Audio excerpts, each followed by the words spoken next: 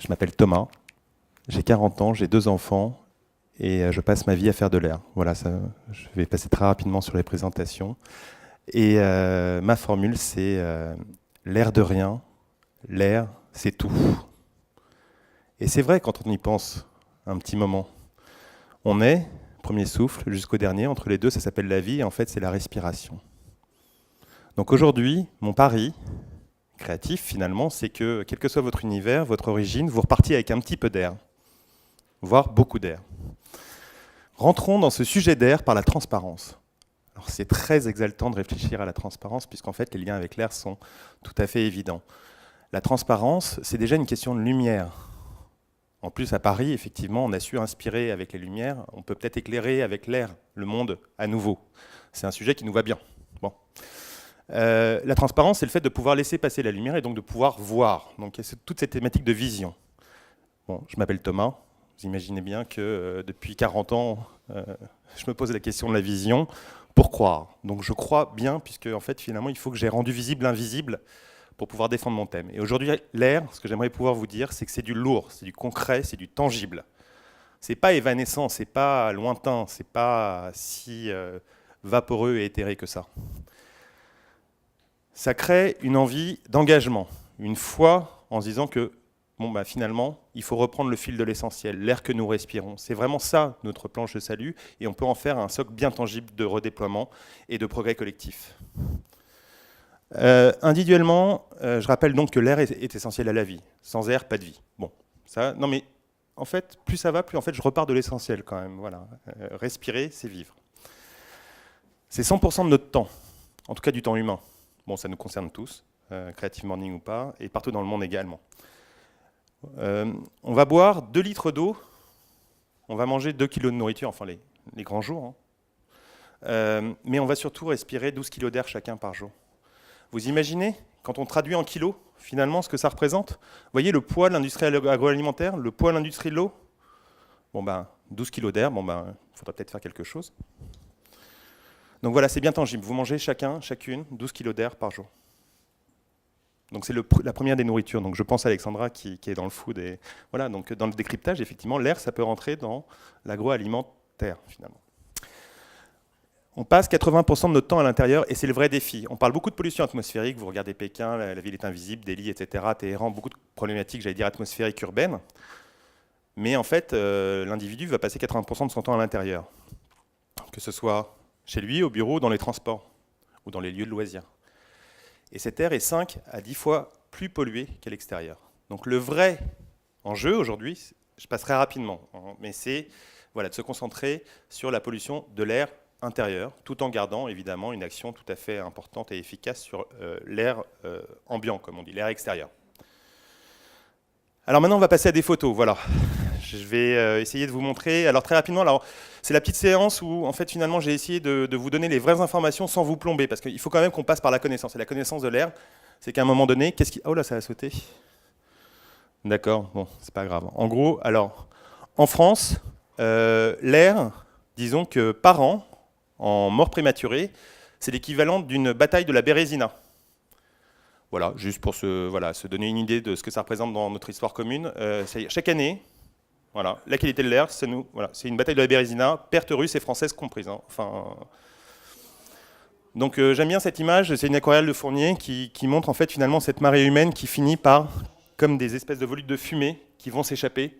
Et c'est un peu cette idée-là, c'est qu'aujourd'hui ça nous coûte beaucoup de vie au niveau français et pas que.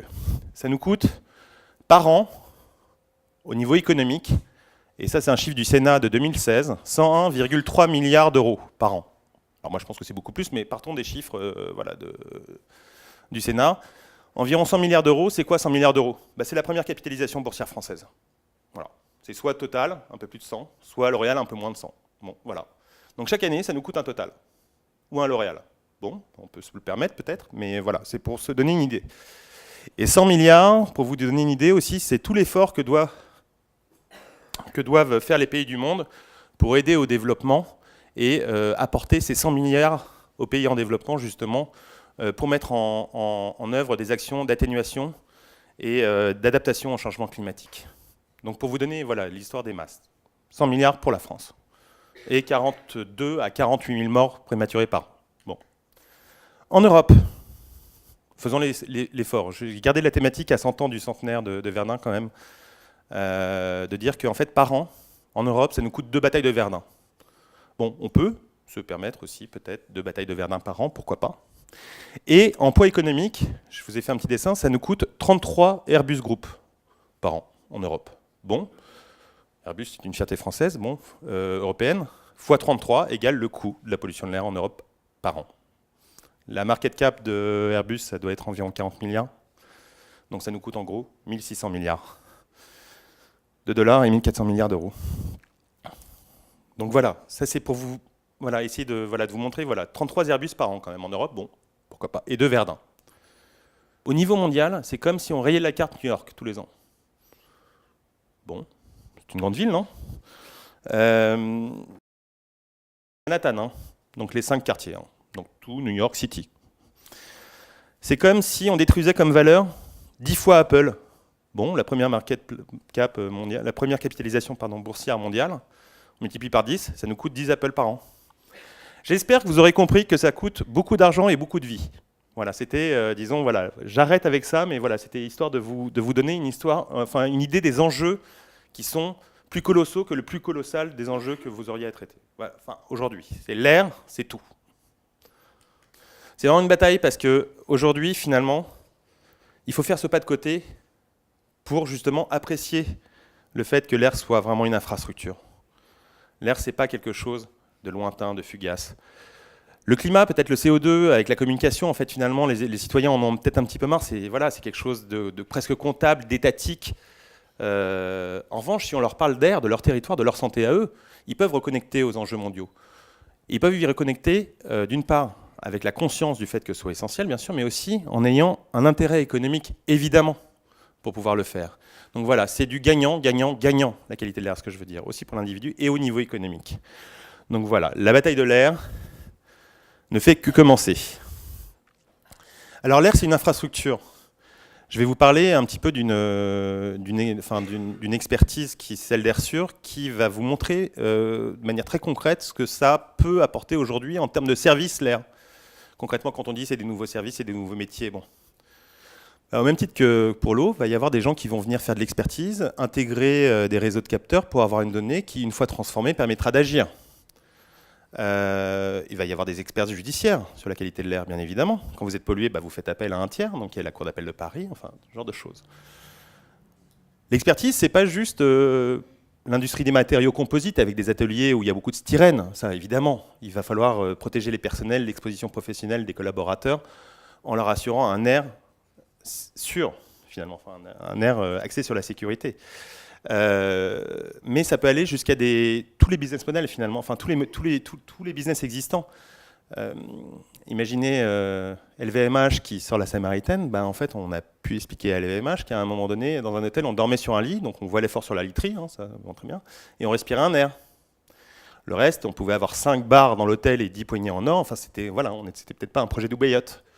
La vraie excellence et le vrai luxe, c'est de pouvoir dormir dans un hôtel sur un très bon lit, de respirer un très bon air. Voilà. Après, il y a du service, il y a tout. Mais voilà, le niveau 1, c'est ça. Donc vous voyez, c'est très large.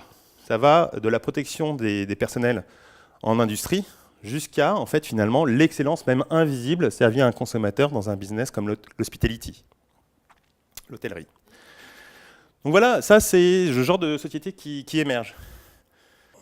Je vous ai fait l'alpha et l'oméga, en gros, des possibilités de service par rapport à ce que je vous disais. L'air, c'est vraiment une économie, finalement. Donc, de l'expertise jusqu'à la formation. Et donc, tout ça, en fait, finalement, ça a été, au niveau, en tout cas français, synthétisé dans une fédération, une association qui s'appelle la Fédération interprofessionnelle des métiers de l'environnement atmosphérique, FIMEA.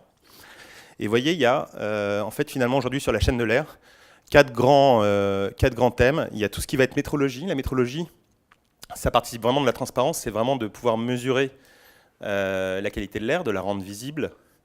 Et ça, il y a une grande révolution technologique par rapport à ça. On n'était pas capable de mesurer la qualité de l'air à des prix accessibles jusqu'à il y a peu de temps. Donc en fait, l'inflexion est partie, et aujourd'hui, on va pouvoir tout à chacun, et à terme dans notre portable même, avoir une notion de qualité de l'air, avoir des informations de qualité de l'air. Qu'est-ce qu'on va en faire de tout ça? Est-ce que ce sera opposable au niveau légal?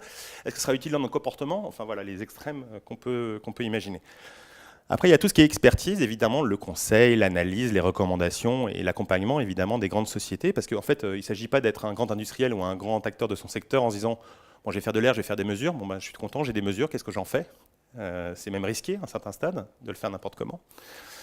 Après, il y a tout ce qui est technologie active d'épuration. Une fois qu'on a trouvé quelque chose, qu'on n'est pas capable de pouvoir y remédier en changeant le sol, en changeant la ventilation, etc., il va bien falloir traiter la pollution en local. Et il faut pouvoir traiter la pollution locale sans créer d'autres pollutions en regard. Parce que quand on explose les gaz, ils peuvent se recombiner, il faut faire très attention. Donc c'est pour ça qu'il faut que les technologies soient évidemment dépolluantes sans créer de sous-produits, comme on dit, c'est-à-dire sans créer de pollution en regard. Et enfin, évidemment, et ça c'est un pan essentiel, c'est la communication. C'est que si on n'arrive pas à partager sur l'importance de la qualité de l'air et donner les clés à chacun, on n'y arrivera pas. Donc voilà. Et entre ces quatre thématiques, on va pouvoir ajouter des fonctions comme le droit, la R&D évidemment, mais aussi tout ce qui est Internet of Things, l'Internet des objets. Et voilà. Alors la bonne nouvelle, quand même, c'est que quelque part, comme je vous l'ai dit, bon ça je ne reviens pas sur le plombant, mais il y a une urgence environnementale et sanitaire. De l'autre côté, on a une révolution digitale.